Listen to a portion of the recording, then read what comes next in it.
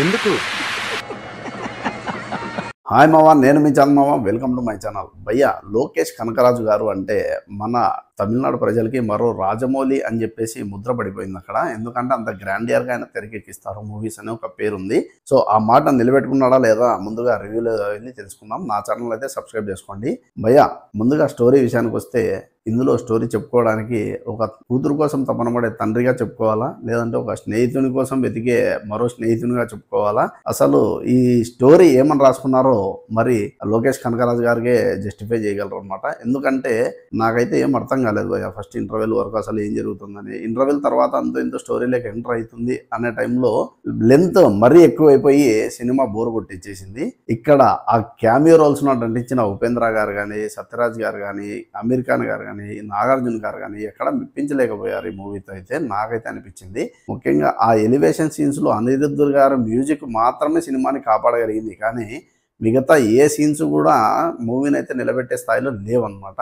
కొన్ని action episodes బాగున్నాయి, అది అంతవరకు మాత్రమే. బట్ అన్నీ బాగున్నాయంటే అది కూడా చెప్పలేని పరిస్థితి అనమాట యాజ్ ఏ ఆడియన్గా. ఎందుకంటే కథతో ఎప్పుడైతే కనెక్ట్ కాలేరో ప్రజలు, సో అక్కడ డిస్కనెక్ట్ అయిపోయేసరికి అక్కడ ఎమోషన్ సరిగ్గా పండదు. తర్వాత ఆ యాక్షన్ ఎపిసోడ్స్ కూడా ఎంత బాగున్నప్పటికీ అవి మనల్ని మెప్పించే స్థాయిలో ఉండవు అనమాట. అదే ఈ విషయంలో జరిగిన పొరపాటని నేను అనుకుంటున్నాను. లోకేష్ కనకరాజు గారి ఖైదీ మూవీ కానీ, విక్రమ్ మూవీ కానీ, ఈ రెండు మూవీస్తో తన ఎక్స్పెక్టేషన్స్ అయితే ఏ మూవీ పైన కానీ ఆకాశాన్ని అంటేలా క్రియేట్ చేసి హైప్ క్రియేట్ చేయగలిగిన మరో సత్తా కలిగిన డైరెక్టర్ అయితే తమిళనాడు ప్రజలకి దొరికేశారని చెప్పేసి అందరికీ అనిపించింది.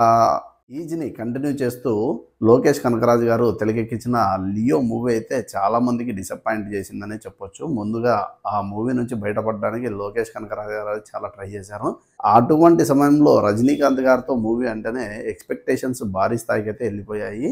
దీనికి కూలీ అనే టైటిల్ పెట్టి ఇందులో ఎక్కలేనంత మంది స్టార్స్ని అయితే పెట్టి ఒక మంచి మూవీ తెరకెక్కించాడా అంటే తెరకెక్కించలేదు అనే నా అయితే ఆన్సర్ అనమాట. మూవీ చూసిన తర్వాత నాకు అర్థమైందే విషయం ఏంటంటే, లోకేష్ కనకరాజు గారు మీరు ఎక్కడో మిస్ అవుతున్నారండి. అసలు మీరు తెరకెక్కించాల్సిన మూవీ ఇది కాదు అని నా అభిప్రాయం మాత్రమే యాజ్ ఎ ఫ్యాన్గా మీకు. ఎందుకంటే ఈ స్మగ్లింగ్, ఈ గ్యాంగులు, ఈ చీకట్లో జరిగే యాక్షన్ సీక్వెన్సెస్ ఇంతకుముందు అయితే చాలా న్యాచురల్గా పండి సినిమాని అయితే ఒక సూపర్ రేంజ్లో అయితే నిలబెట్టాయి విక్రమ్ని. బట్ ఇందులో అలా జరిగిందంటే జరగలేదనే చెప్పొచ్చు. ఎందుకంటే ఒక అనిరుద్ధ్ గారి మ్యూజిక్ తప్పించి మూవీలో ఆ లౌడ్ సీన్స్లో ఎక్కడా కూడా ఏది నాకైతే వినపడలేదు. ఎందుకంటే ఆ మాటలు కూడా సరిగ్గా డబ్బింగ్ కుదరలేదు మన శృతి హాసన్ గారికి, సత్యరాజ్ గారికి. ఇలా ముఖ్యంగా శోభిత్ గారు అయితే అప్పుడప్పుడు మలయాళంలో కూడా మాట్లాడుతూ ఉంటారు. సో శోభిత్ గారి క్యారెక్టర్ చాలా బాగుంది, అందులో చాలా బాగా డిజైన్ చేసుకున్నారు. బట్ మన సూపర్ స్టార్ రజనీకాంత్ గారి ఎలివేషన్స్ ఇంతకుముందు జైలర్ మూవీలోనే చూసేసాం సార్.